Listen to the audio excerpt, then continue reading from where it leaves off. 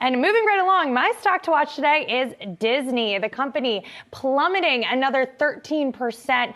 As you can see, missing on key numbers across the board after reporting earnings last night. The only saving grace, those subscriber net additions. Disney Plus net adds coming in at 12.1 million versus expectations of 9.35 million. But that wasn't enough to stop the bleeding as direct-to-streaming losses accelerated to a whopping 1.5 billion this quarter, compared to 1.1 billion in Q3. And then on the park side, and this seems to be one of the main reasons, if not the main driver of this sell-off today, a miss on revenue, operating income also falling short 1.5 billion versus estimates of 1.9 billion as recession fears continue to pressure consumer demand. And guys, you know, the parks business, it's long looked at as this is an untouchable thing for Disney. And I think this really spooked investors, Rochelle.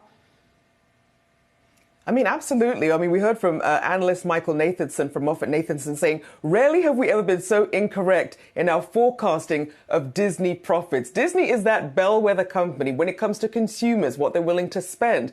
And parks were doing incredibly well. So this really was a shock to the system and a wake-up call, despite some of the gains they saw with Disney Plus. Still clearly not enough here. Investors not happy about this, but we'll see. Obviously, as things perhaps pick back up, there might be some hope there. I wouldn't write Disney off just yet, but at least for now, definitely under pressure. Dave? No, because still a monster in the streaming space. Some bad news on the horizon with parks may have to close for a couple of days for their next quarter because another tropical storm/hurricane on the way. And investors really focused on cost cutting.